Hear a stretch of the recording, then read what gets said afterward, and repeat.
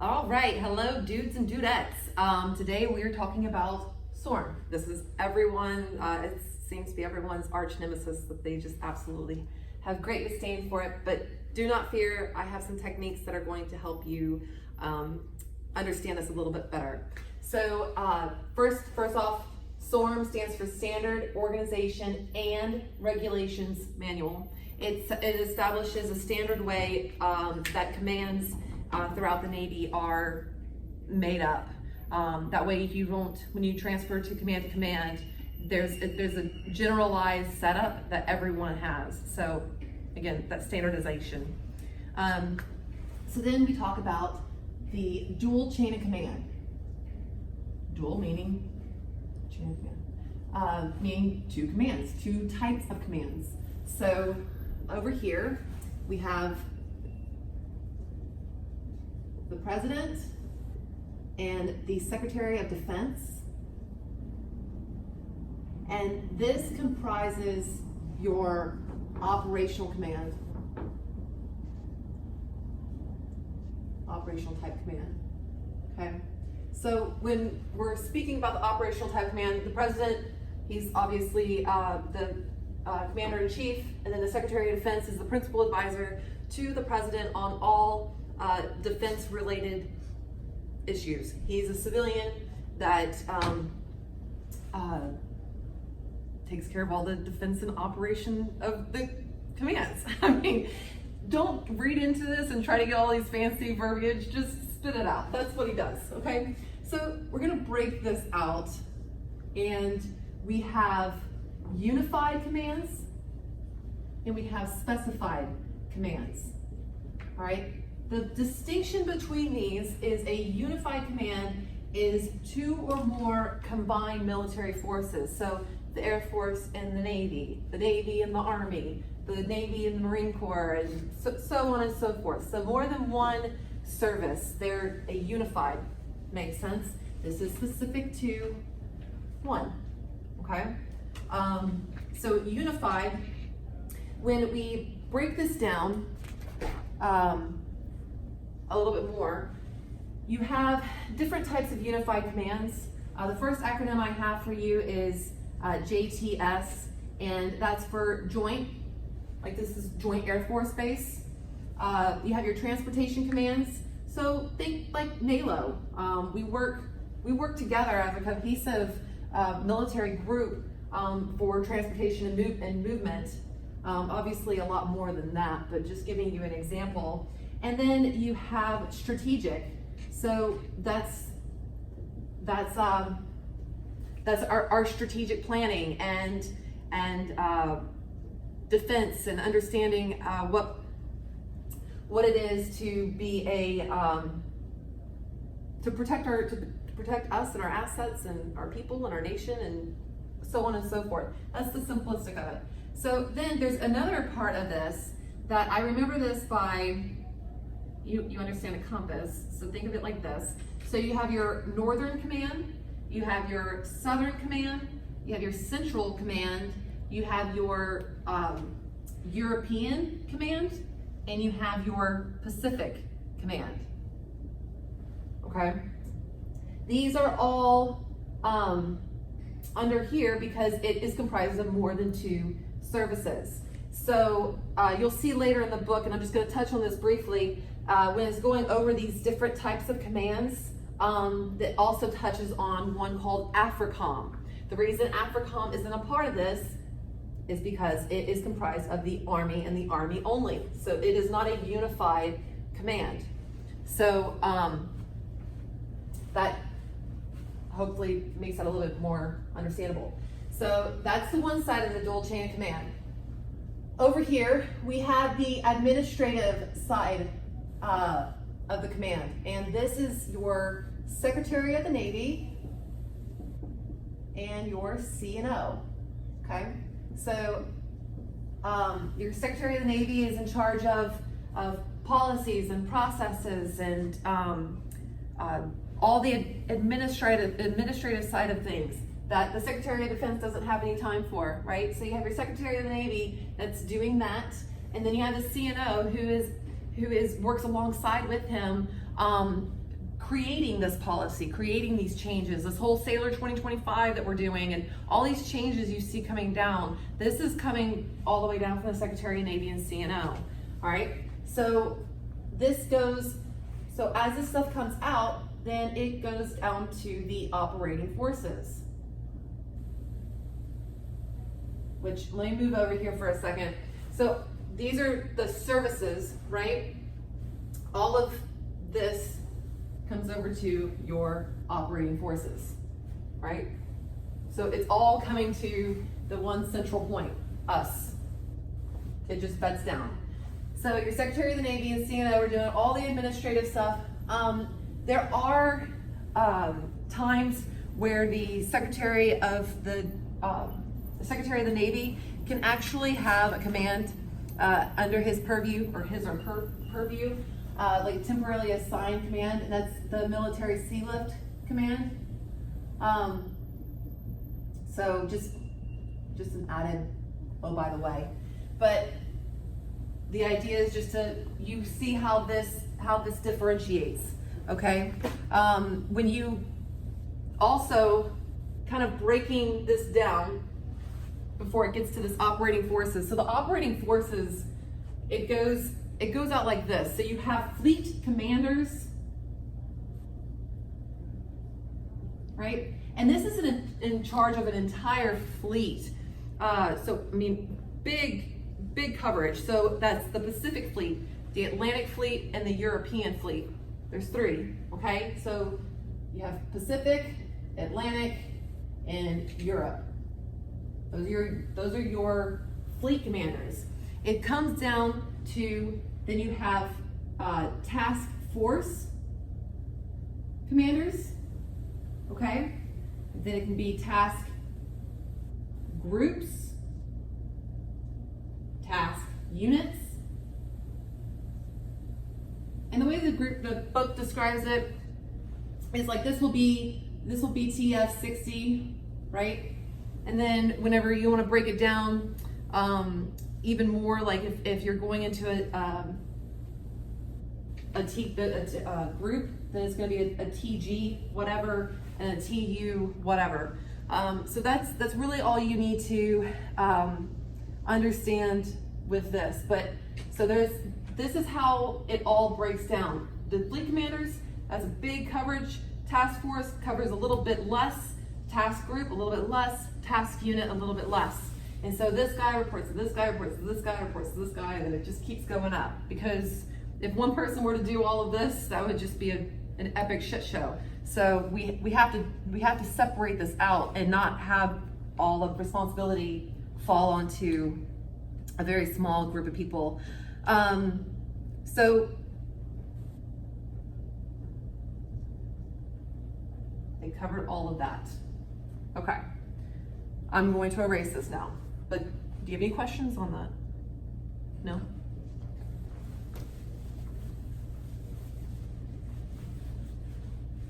Sweet.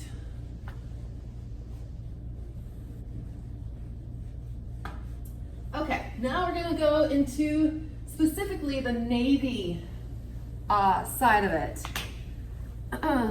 Well, that's the task, the fleet commanders, task units, task forces, that's specific to the Navy. But we're going to talk a little bit more about that. So that fleet commander that we were talking about, or the fleet commanders that we're talking about, when this is commander, don't think that that's a commander. This is an admiral level that's in this position. And so we have our Atlantic Fleet, we have our Pacific Fleet, and we have our European Fleet. So a way to help you remember this is the Pacific is odd fleet numbers, the Atlantic is even fleet numbers. So the Atlantic Fleet is the second fleet, the Pacific Fleet is the third and seventh fleet. And then the European Fleet is the sixth fleet. I don't know why I'm spelling that out. Is the sixth fleet, okay? Europe is on the Atlantic side, so that's why it's an even number. But so Pacific is odd, your Atlantic side is all your even numbers. So these fleet commanders, it's not just naval aviation that they're in charge of. They are surface, sub, everything. So they're in charge of everything that's within their fleet jurisdiction. So as we break down even further from this, then you have your Naval Air Force commanders. So now we're speaking specifically about the naval aviation. So you'll see acronyms like CNAF, CNAFR, CNATRA, ComNav, Air, Syscom. So a lot of big, scary words that you're like, holy crap. Well, so CNAF is this is actually ComNav Air Land. So you have ComNav Air Land, and then you have PAC. Okay, ComNav Air PAC. What this is Commander Naval Aviation Forces, or Air Forces, not aviation. Commander Naval Air Force. Okay, this is active duty commands.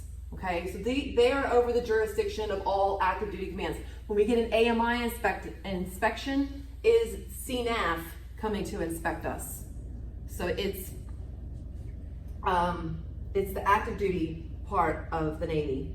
Okay, CNAFR, that is us. So Commander Naval Air Force Reserves. Okay, Commander Naval Air Training. So that's why you go to A school, C school, and yah. Commander Naval Air System Command. So this is like UMA, SPAWAR. That is what this is. So hopefully that makes a little more sense. Under their jurisdiction, so when you're thinking about CNAFR, everything so all aircraft that are a part of the Reserve Navy fall under CNAFR. So like currently right now, Admiral Sky Crane is the Admiral of CNAFR. And he's over all the, you have F-18s, you have C-40s, you have C-130s, you have helicopter commands. I mean, his jurisdiction is a lot bigger than just our tiny little piece of the pie here in C-130 land. So just kind of help you understand that. So big dogs, right? Admirals. When you hear commander, it's not really talking about a commander. They're in full command. You might also hear them called the ACC, which is the aircraft controlling custodian. So hopefully that makes sense. Okay, so when we break down even further, because now we got to divide this up. So then we have commodores of a wing, right? So you have your wing commanders, right? And so there's different wings. Specifically for us, we are CFLSW. Your helicopters are MSW, and TSW are the F-18s. So those are the different types of wings. So there's a Commodore that is over your C-130s and your C-40s. MSW, those helicopters, TSW, are going to be 18s. So that it kind of hones in on a more specific jurisdiction by being so broad. So there's a little bit more, like they know more nitty gritty details that kind of get filtered before it gets up to this level when they report things up. Numbers have been crunched, extra shit that they don't need to know about has been kind of wiped through. So that's where that reports up. And then the next one is where we are. So a type squadron. We are a C-130 squadron, an aircraft logistics support squadron. So type squadrons, VR, VP, VFA, VFC. You have all these different ones that you'll learn in later chapters. but they are specific to the assets in this particular squadron over these particular people. So that's what they're reporting up, is everything that's happening here. So that breaks all of that down. Okay. So then we jump into what everybody does. So the president, he's the commander in chief, right? He is head of the armed forces that is mandated by the Constitution. He's responsible for military actions. He can submit to Congress that he wants to declare war. So that's what the commander in chief does. Before I continue going in this, I'm not going to go through the names that are in this book because, one, a lot of these people are no longer acting, and then two, for longevity, I don't want to confuse people with putting names in here.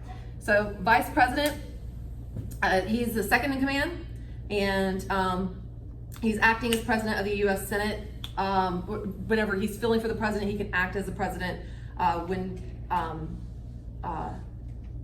like for the U.S. Senate. The Secretary of Defense, like I said, he does general defense policy, and he informs the president on all things DoD related. And the Secretary of the Navy is responsible for policies and control of the Department of the Navy. So remember that Secretary of Defense is the operating forces, or your operating command, and then the Secretary of Navy is your administrative command. Coming down, the Chief of Naval Operations. He is the senior military officer in the Department of the Navy. So he's a part of the Joint Chiefs of Staff. And if the if the officer serving as the chairman of the Joint Chiefs of Staff is a naval officer, then that is the senior ranking officer. But if not, the CNO is the senior ranking officer. Again, principal advisor to the President and Secretary of Navy on all things administrative, on the conduct of war. I mean, he really has a pulse on everything that's going on in the Navy. I know he's underneath that administrative command, but he's also well-to-do in everything else that is going on. So let's see, MCPON. MCPON is a senior enlisted member, and he is assigned to the office of the CNO. It's a 3-year tour, and he serving as the senior enlisted representative of the Navy. He acts as the senior enlisted advisor to the CNO. So he's like the liaison between the enlisted and him. So, like we had fleet commanders, well then it only makes sense to have fleet master chiefs, right?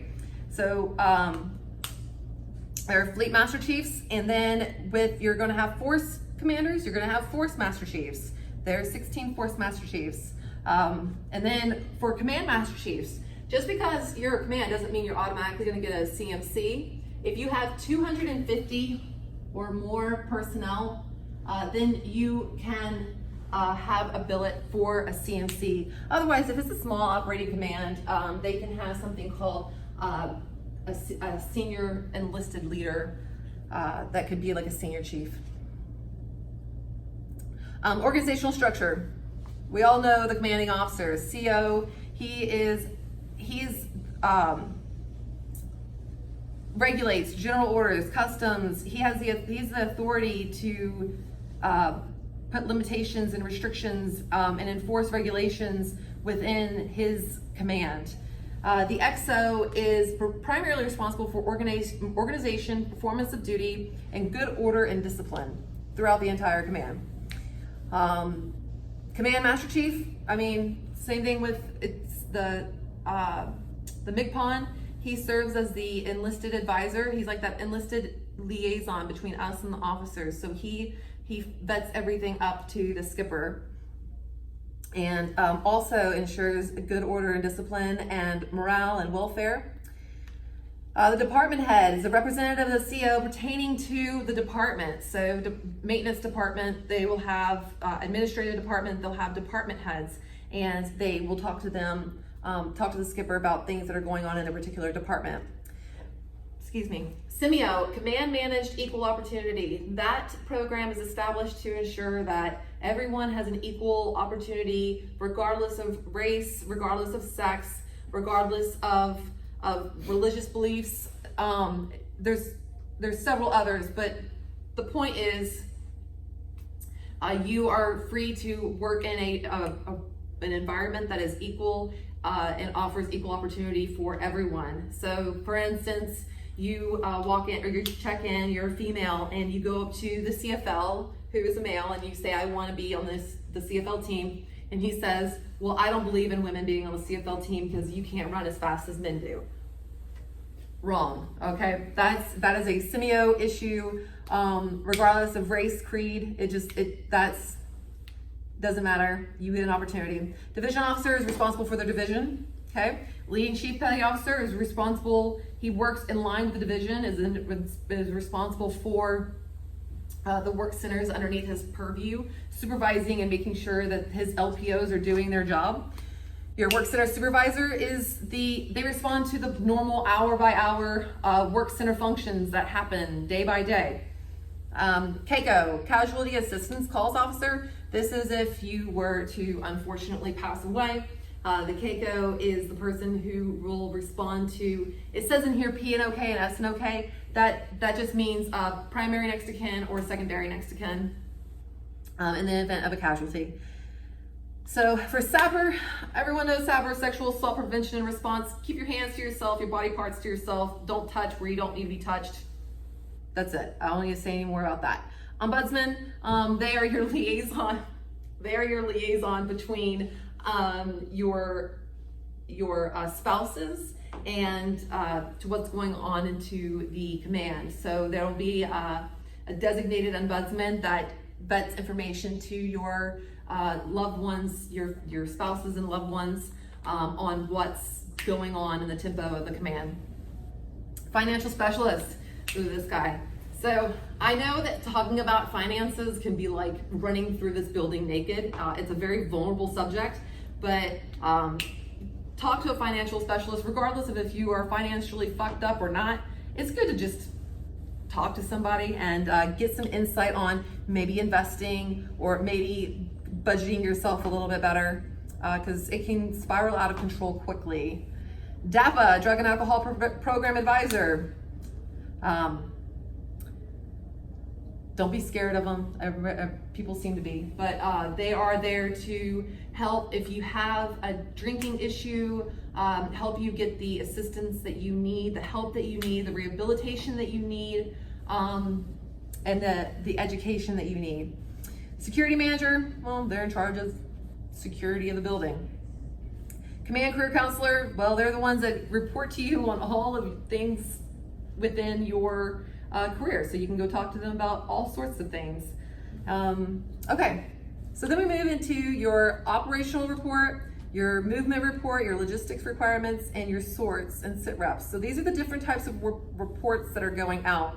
So an op rep is of the highest precedence. It's like it could risk an outbreak of a nuclear war. So if an op rep goes out, this is NCA level, like high report.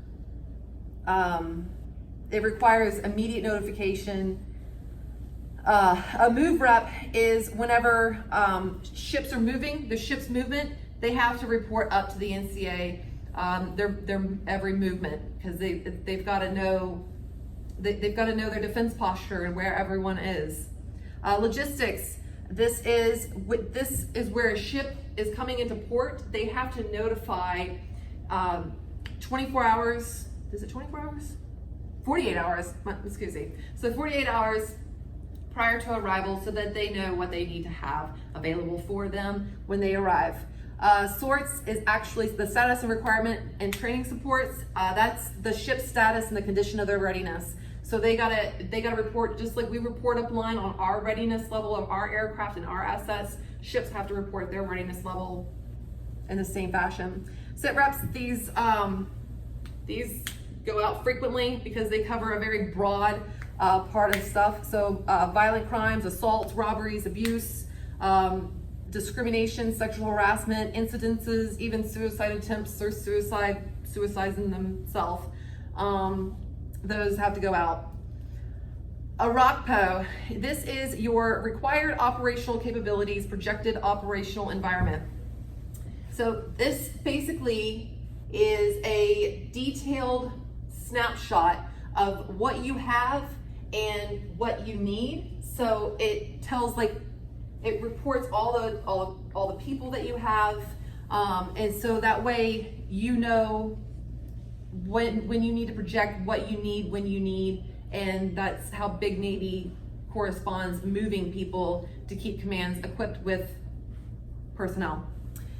So shifting into, so like I spoke before about operational commands and those unified commands and specified commands, this is where you go into that transportation commands, your strategic commands, your Central European, Northern, Southern, all these guys. And if you look through here, all the ones that I talked to you about that were unified, they speak to you that, or they show you that, like the Pacific Command is Air Force, Army, and Marines. So a unified command is more than two, so, or two or more. So that's why these are all a part of those particular commands. I guess I should go through where they are and what they do. No, I don't think so. No. It's not even questions on that's not even a question. Okay. Well, we're just gonna skim. Okay. And then the operating areas and the following number of fleets. So remember what I said, Atlantic fleets are even, Pacific fleets are odd. So like I was talking, your second fleet, fourth fleet, sixth fleet, those are all, you got your Atlantic Ocean, your Caribbean, and your Mediterranean. Your third fleet, San Diego. Fifth fleet is like Bahrain, and seventh fleet is going to be Japan. 10th fleet, they operate with the second and seventh fleet. So I hope that kind of helped breeze through Sorm in a more palatable way. And that is it. Bye.